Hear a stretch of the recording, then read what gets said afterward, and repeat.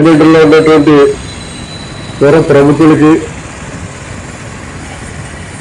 రాజకీయ పార్టీల యొక్క ప్రతినిధులకి, అలాగే ప్రజా ప్రతినిధులకి అందరికీ చేసుకునే విన్నపం ఏంటంటే 2027 జూన్ నెలలో గోదావరి పుష్కరాలు వస్తున్నాయి.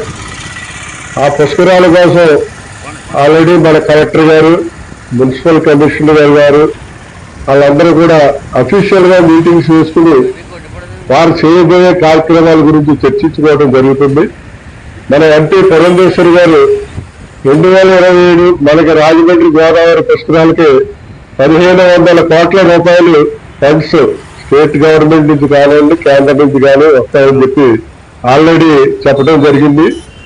మన మినిస్టర్ కందుల దుర్గేష్ గారు మరి గోదావరి బండ్ పుష్కరాల కోసం డెవలప్మెంట్ చేయాలి, గోదావరి డెవలప్మెంట్ చేయాలని చెప్పి ఆయన 94 కోట్లు ఆల్రెడీ శాంక్షన్ అయిపోయింది. జూన్ 6వ తారీఖున పవన్ కళ్యాణ్ గారు వచ్చి శంకుస్థాపన గారు చేస్తారని చెప్పి కూడా మన కందుల దుర్గేష్ మంత్రి గారు చెప్పడం జరిగింది. మరి రాజమండ్రిలో ఇప్పుడు ప్రజెంట్ గా జరుగుతున్న డెవలప్మెంట్ కార్యక్రమాలన్నీ కూడా ఒక్క మున్సిపల్ కమిషనర్ గారి యొక్క భుజస్కంధాల మీద జరుగుతున్నాయి. దానికి మన లోకల్ ఎమ్మెల్యే ఆదిరెడ్డి శ్రీనివాస్ గారు ఆయన యొక్క సలహాతోటి కమిషనర్ గారు చేయడం జరుగుతుంది. ఇది ప్రజలకు సంబంధించింది. ఎందుకంటే దీనిలో ప్రజలందరూ భాగస్వామ్యం కావాలి. అందరూ భాగస్వామ్యం కాకపోయినా కనీసం పొలిటికల్ పార్టీ లీడర్స్ కానివ్వండి, అలాగే నగరంలో ఎంతో అనుభవమైనటువంటి విఐపీ నాయకులు ఉన్నారు, వాళ్ళ యొక్క సలహాలు సూచనలు కూడా తీసుకోవాల్సిన అవసరం ఉంది.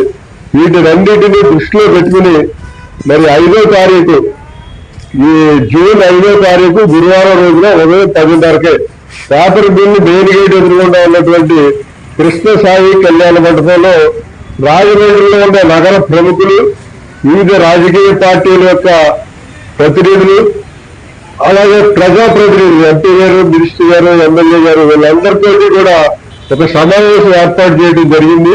ఈ సమావేశంలో మన రాజమండ్రి నగరానికి, పుష్కరాలకి మనం చేసే అభివృద్ధి ఏంటి, దానికి మనం ఏ రకంగా సహకరించాలనే దాని మీద డిస్కస్ చేయడం జరుగుతుంది.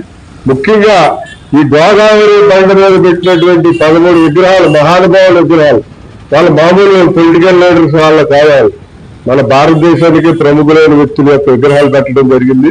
ఆ విగ్రహాలు పెట్టిన వ్యక్తులు కూడా సామాన్యమైన వ్యక్తులు, సందాలు పోజేసి కష్టపడి అక్కడ విగ్రహాలు పెట్టారు. మరి ఆ విగ్రహాలను తొలగించేస్తారని ఒక అపోహ విగ్రహాలు పెట్టిన వాళ్ళలో కానీ ప్రజల్లో కానీ ఉంది. ఏదైనా విగ్రహం తొలగించి మళ్ళీ అక్కడ పెట్టాలంటే చెయ్యగాలు ఇరిగిపోతే విగ్రహం పనికిరాదు. అందు గురించి దాని మీద కూడా ఏదైనా నిర్ణయం తీసుకోవాలి, ఏ రకంగా అవి వాటిని మనం సంరక్షించాలనే దాని మీద కూడా మనం ఒక డిస్కషన్ చేసుకుని ఒక అభిప్రాయానికి వచ్చి, అలాగే రాజమండ్రిలో మరి మనకి ఇది లేదు, కౌన్సిల్ లేదు. పుష్కరాలకు ముందే కౌన్సిల్ ఉండవలసిన అవసరం కూడా ఉంది. ఆ విషయం మీద కూడా నిర్ణయం తీసుకుని మనం ఒక తీర్మానాలు రాసి వాటిని పట్టణాభివృద్ధి శాఖ మార్చులకి, అలాగే మన చంద్రబాబు నాయుడు గారికి, లోకేష్ గారికి, పవన్ కళ్యాణ్ గారికి, అలాగే పురంధేశ్వరి గారు ఆల్రెడీ మరి లిస్ట్ లో ఆవిడ కూడా ఉన్నారు కాబట్టి ఈ అన్ని పార్టీలు అందరికీ కూడా ఈ మెమరాండం ఇచ్చి కలెక్టర్ గారికి ముఖ్యంగా ఇచ్చి దీని మీద మనం సమగ్రంగా పుష్కరాలు సక్సెస్ చేయడానికి ఒక మీటింగ్ ఏర్పాటు చేయడం జరిగింది. కాబట్టి దానికి పుర ప్రముఖులు అందరూ పిలిచారు. కాబట్టి అన్ని రాజకీయ పార్టీ నాయకులు, పుర ప్రముఖులు, ప్రజాప్రతినిధులు దీన్ని ప్రెస్టేజ్ గా ఫీల్ అవ్వాల్సిన అవసరం లేదు. ఎందుకంటే ఇక్కడ ఎవరు గొప్ప ఎవరు తక్కువ అనేది అనవసరం. ఎందుకంటే మనం రాజమండ్రి ప్రజల కోసం పాటుపడాలి, రాజమండ్రి ప్రజలకు ఉపయోగపడాలని మనం కష్టపడుతున్నాం. కాబట్టి అందరూ తప్పనిసరిగా ఆహ్వానాలు మళ్లించి తప్పనిసరిగా హాజరుగండి. ప్రెస్టేజ్ కి దయించి ఎవరు పోవద్దు. మీ అధికార పార్టీ ఏది, ఇది తక్కువ పార్టీ అని ఏం చూడొద్దు, అందరు రమ్మని చెప్పి అందరినీ